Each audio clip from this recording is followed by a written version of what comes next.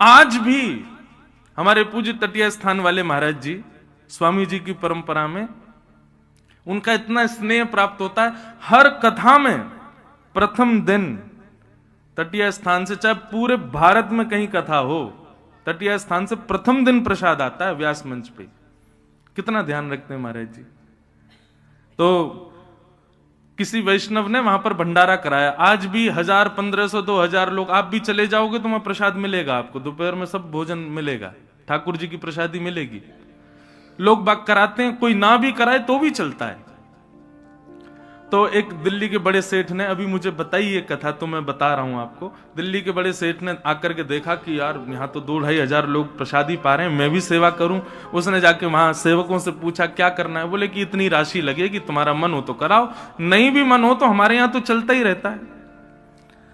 प्रसादी पा करके उसने कहा ठीक है। दूसरे दिन उसने अपनी सेवा रखी, दूसरे दिन प्रसादी बनी, सब लोगों ने पाई, उसने भी पाई। पा करके वो महाराज जी जो अभी विराजमान हैं उनके पास गया, और जो भी सेवा थी वो महाराज जी के चरणों में रखते हुए उसने कहा, महाराज जी लेकिन एक बात कहूं, कल जैसा स्वाद हो ना वैसा आज ना हो, कल वाला स्वाद ज्यादा बढ़िया हो। महाराज जी ने जो उसने सेवा दी थी ना, वो उठा के उसी के गोद में धर दी। बोले बावड़े कैसी बात कर रहे हैं?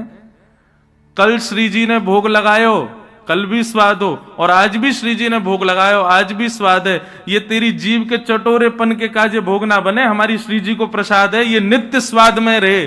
तू कह रहा हो कल स्वादिष्ट हो आज ना है, ले जा अपनी सेवा, ना चाहिए हमको। अरे श्री जी के प्रसाद में स्वाद को अंतर करे, कल ज्यादा स्वादिष्ट हो आज स्वादिष्ट, ऐसी भावना रखे। श्री जी के मुख से स्पर्श है कि आयो है, या को मतलब वो स्वादिष्ट ही है। सांसारी व्यक्ति ये विचार करता है इसमें नमक है कि नहीं, नींबू है कि नहीं, मिर्च है कि नहीं, मसाले हैं कि नहीं, लेकिन वैष्णव विचार करता है कि ये ठाकुर जी के सन्मुख पधराया था तो ये सर्वगुण संपन्न है, ये सर्व प्रकारेण मेरा कल्याण करेगा, इसमें कोई दोष नहीं है। आज भी ऐसी भावना है, वहां पर धन को और मूल्यवान वस्तुओं को महत्व नहीं दिया जाता। वृंदावन के रस उपासक महत्व सांसारी वस्तु को दे ही नहीं सकते। यहां के बंदर भी आपका चश्मा लेके इसलिए जाते हैं, अरे भैया जो नेत्र श्री जी ने दिए उनते देख, ये नकली चश्मा काई को लगा के देख रहे हो हमारी लाडली जू को, असली आंखन ते देख। या हमारे वो भी लेके भाग जाए, पर्स वर्स लिए घूम रहे हो तो पर्स लेके भाग जाए। बोले कहां तक ले घूमेगा, लुटा दे या कुछ सबन में वाकू ले जाए। वृंदावन के रस को समझो भैया।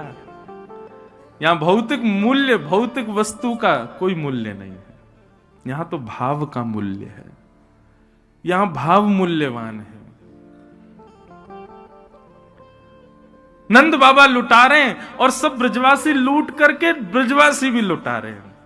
इतना आनंद है रहे हो है, सब नाच रहे हैं, गा रहे हैं। हमारे पूज्य पिताजी सुनाते हैं, एक 80 वर्ष की मैया अपने घर से निकल के आई बिना दांत वाली, और वहां आकर के देखी महाराज माखन के गोला बना बना के लुटाए जा रहे हैं, एक दूसरे पे मारे जा रहे हैं।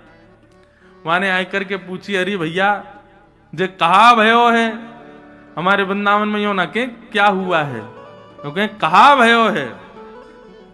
जैसी मैया ने आके पूछी ये कहा भयो है, इतने में एक ब्रजवासी ने माखन को गोला बना के भाई मैया के मोड़े मारो, बिना दातन के सटक से भीतर चलोगो, मैया के पेट में चलोगो, चीकनो मोह है गयो। मैया जीव ते चाटन लगी। बोले अब तो बताए थे कहा भयो। बोले मैया तेरो मोह चीकनो है गयो, मीठो है गयो, पेट भर गो, अब उन्ना पता चली कहा भयो। अरे भैया हमारे नंद बाबा के लाला भयो है। मैया तो वही नाचन लगी, नाचते नाचते बोली ऐसे लाला रोज ही होए करे भैया, ऐसे लाला तो रोज ही होए हमारे ब्रज में।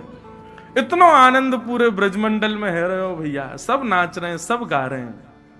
ऐसा आनंद, ऐसी धूम पूरे ब्रजमंडल में बची है, सब नाच रहे हैं, सब गा रहे हैं, सब आनंद मना रहे हैं। वह नंदोत्सव की भैया केवल हम सुगंध मात्र ले सकें, वाह को अनुभव करना तो बहुत दूर की बात है। हमारे ब्रज में बंधुओं कई उपासक तो नंदोत्सव के ही हैं, जैसे हमारे पंडित श्री गया प्रसाद जी महाराज, गोवर्धन वारे बाबा, शास्त्री जी, वे नंदोत्सव के बड़े प्रेमी थे। कहीं भी नंदोत्सव होता था ना, तो वो अपनी कुटिया में ही बढ़िया सुंदर सामग्री, लड्डू, मोहनथाल आदि खुद ही लुटाने लग जाते, बंदरन को लुटा देते, कोई को भी पधरा देते। पतो चल जाती गोवर्धन में कहीं कथा है रही है और आज चौथो दिन है, वहां पे नंदोत्सव है रो है, सो बाबा अपनी कुटिया को सजाते कि आज नंदोत्सव है रो है। इतना नंदोत्सव से प्रेम करते थे बाबा। तो ऐसे हमारे ब्रज में कई उपासक हैं, वो आज भी नंदोत्सव पतो चल जाए कथा में नंदोत्सव है, आज भी इतना स्नेह करें, ऐसे आनंद में भर जाएं, ऐसा भाव उनको आ जाए कि हम ही ब्रजवासी हैं, वह नंदोत्सव को उत्सव मना रहे हैं। पूरे ब्रजमंडल में आनंद भयो। नंद बाबा ने खूब लुटायो। ढाणी को आयो, ढाणी के को नंद बाबा ने खूब प्रदान कियो। मेरे मन आनंद भयो, ब्रजराज ही याचन आयो, अपने अपने मन को मतो, कह परिवार सुनायो। ढाणी को आज नंद बाबा के यहां आयो है। ये ढाणी को कौन है भैया? बोले जे कछु ना करें, केवल अपने यजमान के काजे नित्य पूजा करें कि हमारे यजमान को मंगल हो, हमारे यजमान के घर कछु आनंद हो, हमारे यजमान के यहाँ सब मंगल ही मंगल हो। इनको केवल यही काम है। और जब भी कोई आनंद को उत्सव होवे घर पे, तो यजमान इनको बुला के खूब सारी दक्षिणा दें। पर नंद बाबा के ढाणी के का एक वैचित्र कि आज 80 वर्ष है गए, लेकिन नंद बाबा के ढाणी के को कछु मांगवे को अवसर ही नहीं मिलो। क्यों? नंद बाबा के यहाँ कछु आनंद भयो ही ना है। फिर भी नंद बाबा वाक को विचार करके कछु ना कछु वाके घर भेजते रहे, लेकिन वहां से वाकु सुख ना मिले। वाकु यही लगे कि भैया नंद बाबा के कछु लाला होए, कछु उत्सव होए, तब मैं मांगवे जाऊं, अधिकार से मांगवे जाऊं। 80 वर्ष से प्रतीक्षा कर रहा है। रोज सूर्य को प्रणाम करे, देवतान को प्रणाम करे, यमुना मैया से प्रार्थना करे, हमारे नंद बाबा के घर एक लाला भेज दो, कोई संतान भेज दो, कछु आनंद कराओ, तो मैं मांगवे जाऊं आशीष देके। आज ढाणी के कुछ जैसे पता चली नंद बाबा के घर लाला भयो है, ओ हो महाराज, पहले तो मूर्छित है गए हो, सुन करके इतना आनंद भयो कि मूर्छा में चलोगे, लेकिन बाद में होश में आयो तो दौड़ो दौड़ो नंद भवन पे आयो है। नंद बाबा ने जैसे ही ढाणी के को देखो, आप सबन को समझ आ रही है ना ब्रज भाषा, कोई दिक्कत तो ना है ना? तो जैसे ही ढाणी के को आयो, नंद बाबा ने भी दौड़ करके बाकू हृदय से लगायो। नंद बाबा बोले, अरे ढाणी के, मेरे अकेले की तपस्या ना 80 वर्ष की तेरी तपस्या है भैया, तू प्रतीक्षा कर रो, आज तेरे मन की है गई है, अब तू बता, आज चूकियो मत, आज चूकियो मत, 80 वर्ष की पूरी कसर निकाल ले, सब मांग ले, जो तेरे मन में हो तू मांग ले आज मुझसे। ये बात आप लिख लीजिए बंधुओं कि ठाकुर जी पधारेंगे तो संग्रह की स्थिति नहीं रहेगी। नंद बाबा का बस नहीं चलना, नहीं तो स्वयं को लुटाते हैं। नंद बाबा बोले मांग का चाहिए। अब ये ढाणी के को प्रसंग ब्रज भाषा में इतना प्यारो प्रसंग है, पूज्य पिताजी बहुत भाव से गाते हैं। मेरे मन आनंद भयो, ब्रजराज ही याचन आयो, अपने अपने मन को मतो, कह परिवार सुनायो। मैं आज आपके पास जब मांगवे आने लगो तो मेरे परिवार के लोगों ने पूछी कहां जा रहे हो, मैंने कि अरे नंद बाबा के लाला भयो है, मेरी अम्मा नाचन लगी, मेरे बालक नाचन लगे, मेरी घरवारी नाचन लगी, सब पूरे घर में सब नृत्य करने लगे। बोले भैया आज हमारे यजमान के घर लाला भयो है। सबन ने अपनी अपने भाव रखे, कछु कछु मांगो है, मैं आपकी आज्ञा हो तो बताऊं। नंद बाबा बोले हाँ बता, कहा चाहिए? बोले तेरे तात कहो समुझाए राय सो, जाए आशीषा दीजे। मेरे बड़े भैया ने कहिए कि भैया नंद बाबा के लाला को मेरी तरफ से आशीर्वाद दियो और बधाई में मेरे काजे कहा लाएगो? बोले कहा लाऊं? बोले 200 भैंस दूध मन मन की मेरे काजे लीजो। 200 भैंस लेके आई और कैसी भैंस? बोले एक भैंस के नीचे 1 मन दूध हो, मतलब एक भैंस 1 मन दूध देती हो। नंद बाबा बोले हे ढाणी के, तेरी उम्र कितनी है गई? बोले 100 के आसपास। और तेरे भैया की? वो भैया उचल लो होगो 150 के आसपास। अब भैया द्वापर में तो बड़ी उम्र होती सबकी। बोले 150 की उम्र में 200 भैंसन को दूध पी के कहां जाएगा भैया? और 1 मन दूध एक गई, एक भैंस थे, 200 मन दूध रोज होगा तेरे घर में, कहा करेगो भैया या को? बोले व्यापार आदि करेंगे। बोले देख भैया, हम लोग सात्विक लोग हैं, भैंस वैंस ना पालें, हमारे घर पे भैंस तो है ना है, और दूर दूर तक ब्रजमंडल में कोई भैंस है ही ना है। ठीक है, तेरे भैया की ज्यादा ही इच्छा है तो कहीं से मंगवा के वाको भिजवा देंगे। ठीक है, 200 भैंस देंगे। और बता क्या चाहिए तो? बोले मैं अपने बड़े भैया की बात मान के आने लगो। इतने में ही तापाछे आछे समझाए तिनके जेठे भैया, वाके काजे दीजो बाबा सुभग 700 गैया। मेरो एक और बड़ो भैया है, वातु बड़ो भैया। नंद बाबू बोले बाकी उम्र कितनी है? बोले वो 200 साल को है गो।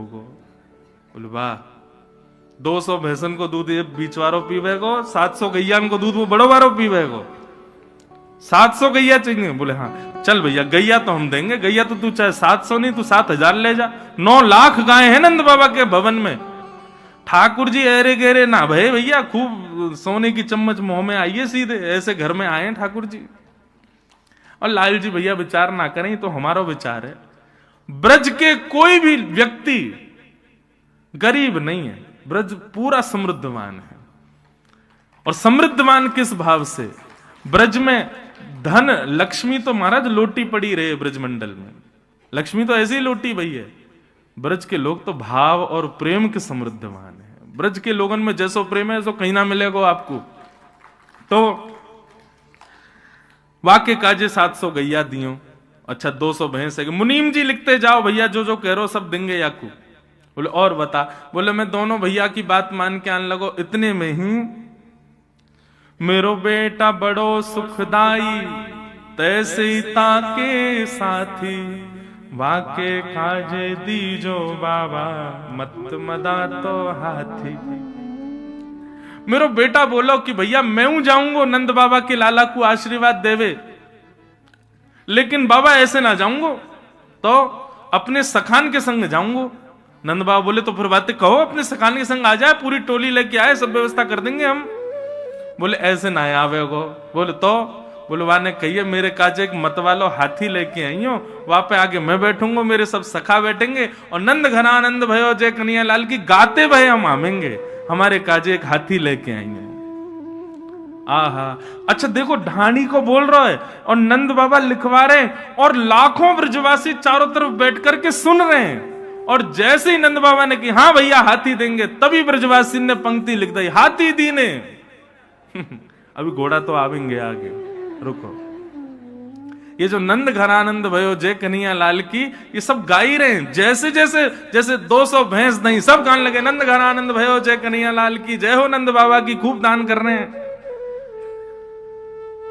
गैया दई, भैंस दई, और हाथी दियो। बोले और बताओ और क्या चाहिए? आज का व्यक्ति इतना दान कर सकता है? इतने में डर जाएगा, भैया रुक जा, कोई हम पे लॉटरी थोड़ी लगी है जो लूट के ले जाएगा। लेकिन नंद बाबा कह रहे तू बोल तो जा, बस चुप मत होइयो, रुकियो मत, बोल और बता क्या चाहिए। बोले मैं बड़े बेटा की बात मान के आने लगो। इतने में मेरा छोटो बेटा आ गया, और छोटे बेटा ने कहा कही, बोले छोटो सुत चंचल अति मेरो, छोटो सुत चंचल अति मेरो, लाड़ चाव को जोड़ा, वाके काजे दीजो बाबा 10 है राशि घोड़ा। अब गाओ हाथी दीने घोड़ा दीने। अब अगली के काजे रुको, आगे देंगे। हाथी दिए, घोड़ा दिए, गैया दई, भैंस दई, 10 है राशि घोड़ा, मत वाले आनंद वाले और बढ़िया दौड़वे वाले घोड़ा, 10 घोड़ा दियो।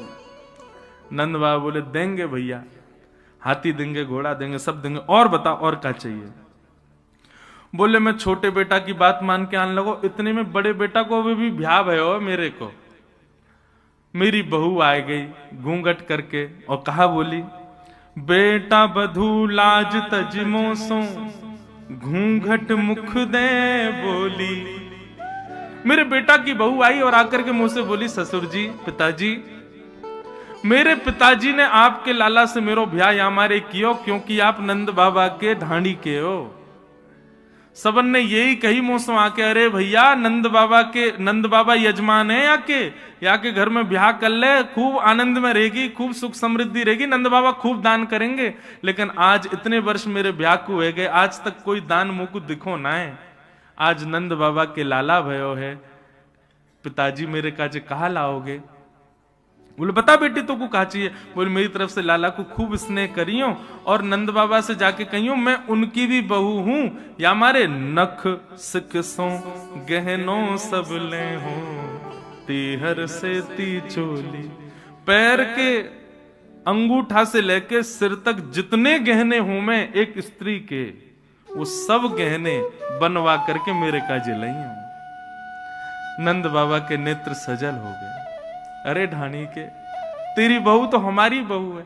मुनीम जी, सुनार को बोलो जावेगो और जाके बहू को पूरा नाप लेके आवेगो और जैसो वाकू प्रिय हो वैसे वाके काजे गहने भिजवाओ। ब्रजवासियों के नेत्रों में अश्रु आ रहे हैं कि आज नंद बाबा कितने प्रसन्न हैं। अच्छा, कई बार क्या होता है बंधुओं कि कई घरों में पुरुष ज्यादा उदार मना होते हैं तो पत्नी हाथ बस अब ठीक है इतना ही करो, अब कहां इतना लुटा रहे हो। लेकिन यहां पर यशोदा जी ऐसी नहीं है। अभी सुनना आगे क्या हुआ। बहू की बात मान करके मैं जैसे ही आगे आने लगो, इतने में कहा भयो, बोले मैं बेटान की बात, बहू की बात, भैयान की बात मान के आने लगो। इतने में एक इकलौती बेटी है मेरी, बेटी एक लाडली मेरी, चलत आए भाई ठाड़ी और कहा बोली, पिताजी मैं हूं चलूंगी आपके संग। मैंने की चल लाली तू भी चल। बोले ना ऐसे नहीं जाऊंगी तो। बोले सहित कहार पालकी ले हूं सोजो भरियो गाड़ी। नंद बाबा ते जाके बोलो सुंदर सी सोने की पालकी बनवावेंगे, 4 कहार उठावे वारे वाके सहित पालकियां भेजेंगे, तब मैं सज धज के पालकी में बैठ के तब जाऊंगी लाला से मिलवे। और वो पालकी सदा मेरे पास ही रहेगी, 4 कहार भी यही रहेंगे। ऐसा दान मांग के आएंगे। नंद बाबा बोले देंगे भैया, पालकी तुरंत निकलवाओ। एक सुंदर पालकी तैयार करी, 4 कहार तैयार, वो जाओ ढाणी के घर और या की लाली को बढ़िया लेके आओ, सब प्रेम से हमारे लाला को आशीष देवे आवेगी। तब ब्रजवासियों ने कहा पालकी दीनी, हाथी दीने, घोड़ा दीने और दीनी पालकी, पालकी प्रदान करी। अच्छा लाला और बता, और कोई रह तो ना गया तेरे घर में? बोले हाँ एक रह गया। बोले कौन? मेरी अम्मा, मेरी मैया। नंद बाबा बोले अभी बैठी है तेरी मैया? तू 100 वर्ष को, तेरो भैया 150, बड़ो भैया 200 वर्ष को, मैया कितने साल की होगी? बोले मैया तो अभी 400 वर्ष की है गई होगी। वाह, बिना दांत वाली मेरी मैया आई और आकर के मुंह से कहा बोली, माता कहो दही धर आगे, सुन बेटा मेरी सीख। मेरी मैया ने मेरे आगे दही को एक मटका धर दिया और मोते बोली मेरी बात सुन के जा। 80 बरस बाद आज नंद बाबा के यहाँ लाला भयो है। ऐसो दान मांगियो नंद सो, हम बहुरे न मांगे भीख। ऐसो मांग के आइयो, ऐसो मांग के आइयो कि जीवन में फिर कभी हमको मांगनो ना पड़े, नंद बाबा से कभी कछु कहनी ना पड़े। ऐसो दान मांग के आइयो। नंद बाबा बोले अरे भैया तेरी मैया की बात हम निश्चित मानेंगे, सब चीज दुगनी दुगनी करके देंगे। 200 नहीं 400 भैंस देंगे, 700 नहीं 1400 गैया देंगे, 1 नहीं 2 पालकी देंगे, 1 नहीं 2 हाथी देंगे, 10 नहीं 20 घोड़ा देंगे, सब चीज दुगनी दुगनी देंगे तो को। और कोई रह तो ना गयो? इतने में ढाणी को बोला हाँ हाँ सबन की बात है गई। इतने में यशोदा मैया बोली पीछे से, नहीं अभी एक रह गई है, तेरे बेटान की बात सुन लई, तेरे भैयान की बात सुन लई, तेरी लाली की बात सुन लई, बहू की बात सुन लई, मैया की बात सुन लई, तेरी घरवारी माने कछु ना मांगो। घरवारी को नाम सुनते ढाणी के नेत्र सजल हो। यशोदा मैया बोली एक सामग्री नहीं मिलेगी, पहले जे बता कि ढांडन ने कहा मांगो है, वानू तो कछु मांगो होगो। और ढाणिन की बात कहते हुए हृदय भर आया ढाणी का। उसने क्या मांगा? तब बोली मेरी घरवारी,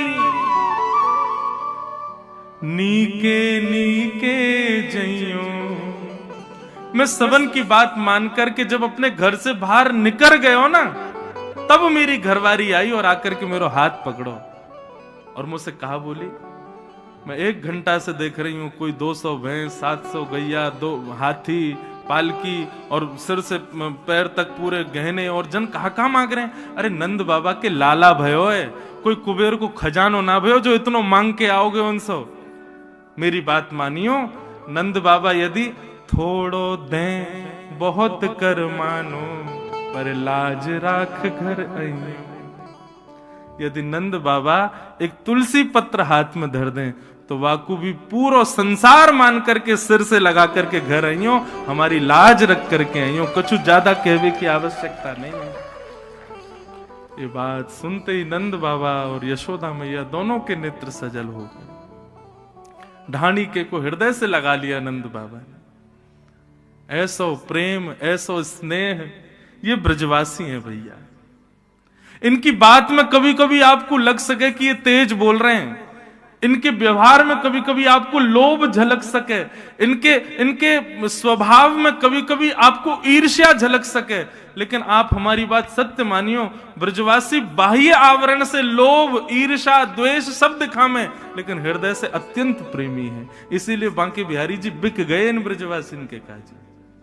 ये व्यवहार में ऐसा कर सकें कि आपको लगे कि ये क्रोधी हैं, ये लोभी हैं, ये द्वेषी हैं, ये ऐसे बोल रहे हैं, ये अल्हड़ हैं, लेकिन हृदय से प्रेम को अगाध समुद्र है ब्रजवासी को। यही मारे श्री जगन्नाथ जी की भुजाएं खड़ी क्यों हैं? ये भुजाएं ऐसी क्यों हैं? ये प्रेम विगलित स्वरूप क्यों है श्री जगन्नाथ जी? जगन्नाथ जी पिघले हुए देवता हैं ब्रजवासियों की याद में। जब द्वारिका में रोहिणी मैया ब्रज लीला सुना रही थी कृष्ण पटरानियों को, उस समय कृष्ण, सुभद्रा और बलराम जी दोनों द्वार पर बैठ करके ब्रज की लीला सुन रहे थे, और लीला सुनते सुनते प्रेम की 10वीं अवस्था पार हो गई। आंखें पिघल गई, हाथ पिघल गए, पैर पिघल गए, पूरा अंग पिघल गया, और ब्रजवासियों की याद में दोनों भुजाएं खड़ी हो गई कि अरे भैया कोई लाओ इन ब्रजवासियों को मेरे हृदय से लगा दो। ब्रजवासी वल्लभ सदा मेरे जीवन प्राण, इनको ना ही बिसारी हो मोहे नंद बाबा की याद। तभी प्रकट हो गए श्री जगन्नाथ महाप्रभु। ये ब्रजमंडल के परकोटे में जितने ब्रजवासी हैं ना, इनके प्रेम के, इनके प्रेमी का स्वरूप है श्री जगन्नाथ जी का। ऐसा वर्णन आता है जगन्नाथ जी की लीलाओं में कि प्राचीन काल में जब इतने साधन नहीं थे ना, ब्रज से जगन्नाथपुरी पहुंचने में महीनों लगते थे, तो उस समय वृंदावन से यदि कोई ब्रजवासी निकलता था ना जगन्नाथपुरी के लिए, तो वहां मंदिर में बैठे हुए श्री जगन्नाथ जी का श्री विग्रह ऐसे झूमने लग जाता था अपने आप। और पुजारी जाकर के देखते जगन्नाथ जी झूम रहे, जाकर के निवेदन, जय जय आज कैसे झूम रहे हो? बोले अरे भैया बस कछु दिनान की बात है, एक ब्रजवासी मेरे दर्शन को आ रहा है, वाके काजे उत्तम व्यवस्था कर दो, वाके काजे भोजन की व्यवस्था कर दो। और सुनो, जब वो आवे ना, बाकी इनको तो दूर से दर्शन कराए दियो, लेकिन वह ब्रजवासी को चुपके तो मेरे हृदय से लाके लगाए दियो। मेरे हृदय की ताप तभी बुझे जब ब्रजवासी मुंह को हृदय से लगाए। ये परब्रह्म परमात्मा जगदीश्वर त्रिलोकी नाथ के शब्द हैं ब्रजवासियों के लिए।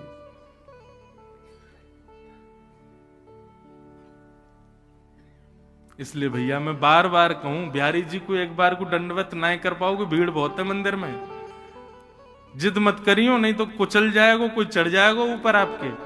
बिहारी जी से बढ़िया तो मंदिर से बाहर आके कोई ब्रजवासी को दंडवत कर लियो, बाको प्रणाम कर लियो, वो श्रेष्ठ है। आप लोग बिहारी जी को अपने हाथ से भोग नहीं पवा सकते, तो कोई ब्रजवासी को बैठा लियो, सुंदर सुंदर पकवान बना के अपने हाथ से पवाई दियो और यही विचार करियो कि बिहारी जी पा रहे हैं। आप विश्वास मानो, ये ब्रजवासीन से जो आपको प्रेम बढ़ेगा ना, ठाकुर जी को प्रेम आपसे बढ़ जाएगा। मैं कभी कभी कथाओं में कहा करता हूं कि हमारी भक्ति पुष्ट हो रही है, इसको पहचाने कैसे? हम जो कर रहे हैं, हमारी जो भक्ति है वो सही मार्ग पर चल रही है, ठाकुर जी उससे प्रसन्न है, इसका पहचान कैसे किया जाए? तो दो पहचान है भैया। पहली पहचान, गौशाला में जाओ, गैया से यदि भय नहीं लगे, गैया के गौमूत्र गौ गोबर से घृणा नहीं हो, गैया को कुछ पवावे में आपको भय नहीं लगे, गैया से गले लगवे को मन करे, गैया की सेवा करवे को मन करे, वाक्य गौमूत्र और गौ गोबर के प्रति घृणा नहीं हो, तो समझो आपकी भक्ति पुष्ट है। और दूसरो, वृंदावन में बिहारी जी से ज्यादा ब्रजवासी प्यारे लगन लगे, तो समझो कि आपकी भक्ति पुष्ट है, आपकी भक्ति श्रेष्ठ है। ये ब्रजवासी हैं भैया।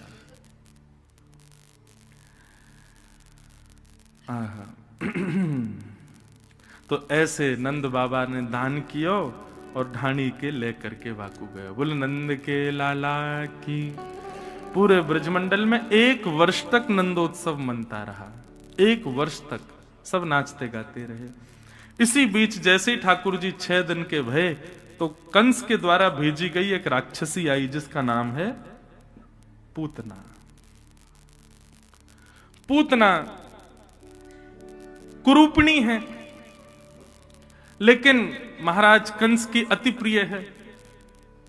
कंस ने जब ये बात कही कि मेरे शत्रु ने ब्रजमंडल में जन्म ले लिया, तो पूतना ने कहा महाराज मुझे सेवा दो, मैं जाऊं और जाकर के आपके शत्रु का वध करूं। कंस ने कही कि आपको रूप इतना भयावह है, सब देख के भाग जाएंगे, और बालकन को आप मारना चाह रही हो, कैसे संभव होगा? पूतना ने अपनी राक्षसी विद्या से अपने रूप को बदल लिया और कहा मैं रूप बदल करके जाऊंगी, अति सुंदर बन के जाऊंगी, अति सुंदर बन के जाऊंगी। और पूतना रूप बदल करके अति सुंदरी बन करके ठाकुर जी के दर्शन को जा रही है, ठाकुर जी को मारवे जा रही है।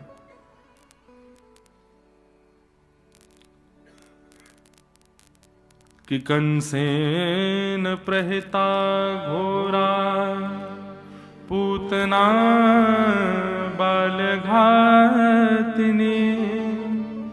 शिशुंश्च चार निघ्नन्ति पुरुग्राम ब्रजादिषु। पूतना ने अपना रूप बदल लिया, इतनी सुंदर बन गई पूतना कि उसके रूप को देख करके अब सब आकर्षित होने लगे। बहुत ध्यान से सुनिएगा बंधुओं। पूतना ने 84 कोस ब्रजमंडल में 10 दिन के अंदर जन्म लेने वाले हर बच्चे को मार दिया। कैसे मार दिया? बोले उसके रूप को देख करके सबको लगता था अच्छे घर की होगी, सुंदर है, अच्छे वस्त्र पहन के आई है, अच्छी होगी, और सबने उसको स्वीकार किया और घरों में जाती, बालकों को खिलाने की भावना से अपने पयोधर का पान कराती, विष पीते ही बालक मर जाते। व्यक्ति का स्वभाव है बंधुओं कि हम लोग स्वरूप पर बहुत जल्दी रीझते हैं। स्वरूप और वस्त्र ये हमारे आकर्षण के केंद्र हो चुके हैं। आध्यात्म सिखाता है कि किसी के स्वरूप और आवरण पर ज्यादा आकृष्ट मत होइए। उसको परखने के लिए सबसे पहले उसके हृदय को देखिए, स्वभाव कैसा है। मैं तो स्पष्ट कहता हूं कथा में, किसी व्यक्ति को पहचानने 3 चीजों पर नजर डाल दें। देखो, अब किसी की परीक्षा लोगे तो निश्चित परीक्षा भाव से जाओगे तो वो अच्छा ही बनेगा आपके आगे। इसलिए 3 चीजों का ध्यान रखना। सबसे पहले उसकी आंखें देखना, नेत्रम। यदि नेत्र बहुत चपल हैं, चपल बोले तो बहुत मटकते हैं, कभी इधर कभी उधर कभी इधर इधर ऊपर नीचे, ऐसे बार बार भौएं मटकती हैं, नेत्र मटकते हैं, समझ जाना कि इसमें थोड़ी चतुराई है। नेत्रम। दूसरा परिचय है उसकी वाणी, वक्त्रम। शब्दों का चयन देखिएगा, सुनिएगा क्या बोलता है, किन शब्दों का प्रयोग करता है। उन शब्दों से पता चल जाएगा कि व्यक्ति कैसा है। और तीसरा उसके विकार। वो जब बैठता है तो बैठता कैसे, चलता है तो चलता कैसे है, लेटता है तो लेटने की प्रक्रिया क्या है, खाता है तो मुंह कैसे चलाता है।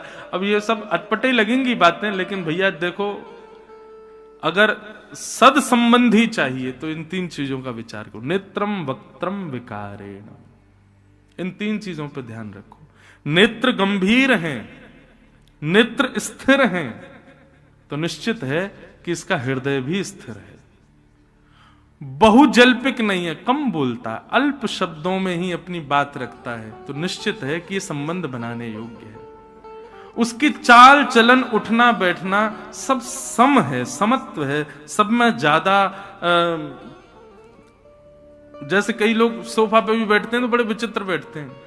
एक महाराज मैं कहां तक कहूं, कथा भी सुनते हैं कई लोग तो ऐसे पढ़ के सुनते हैं, ऐसे पढ़ के सुनेंगे महाराज की जैसे लाट साहब बैठे हैं सामने।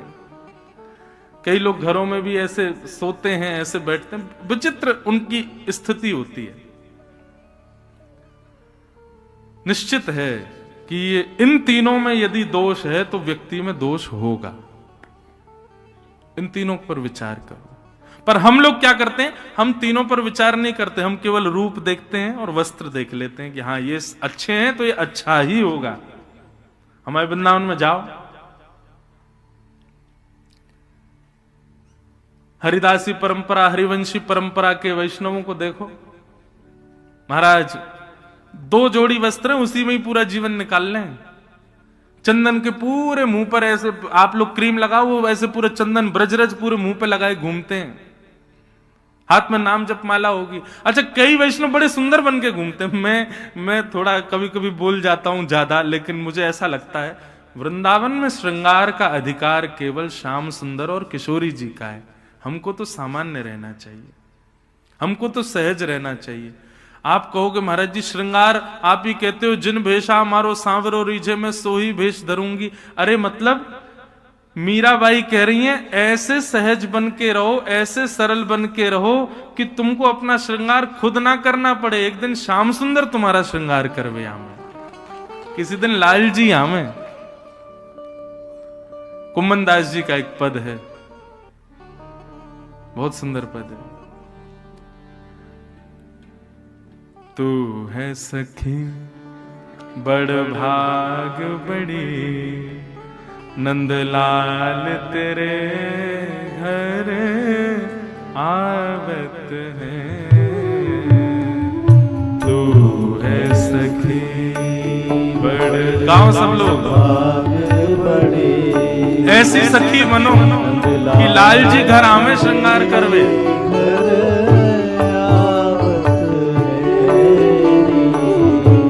तू अपनो श्रृंगार करत है, तू अपनो श्रृंगार करत है। ये दर्पण हाथ दिखावत है, ये दर्पण हाथ दिखावत है। कितना सुंदर लगे हैं? हम श्रृंगार करें, कब श्रृंगार करें? तब तक श्रृंगार मत करो जब तक श्याम सुंदर हमको स्वीकार ना कर लें। मेरा अभिप्राय ऐसा नहीं कि पूरे बावड़े बने घूमो, नहीं, सामान्य रहो। ज्यादा श्रेष्ठ मैं दिखूं सबको, ऐसा भाव मत रखो। अरे श्रृंगार हम किस लिए कर रहे हैं? एक गृहिणी अपना श्रृंगार तब करती है जब उसका ब्याह हो जाता है, जब उसके प्रियतम उसके पास आ जाते हैं। हमारे प्रियतम आ गए क्या हमारे पास में? नहीं आए ना, तो फिर श्रृंगार क्यों? श्रृंगार को बचा के रखो। कब के लिए? बोले जब लाल जी आएंगे, जब राधा रमन लाल आएंगे, जब बिहारी जी जीवन में आ जाएंगे, वो हमको स्वीकार कर लेंगे, हमारे आगे दर्पण लेके बैठेंगे, तब हम अपना श्रृंगार करेंगे। तू है सखी बड़ भाग बड़ी, नंदलाल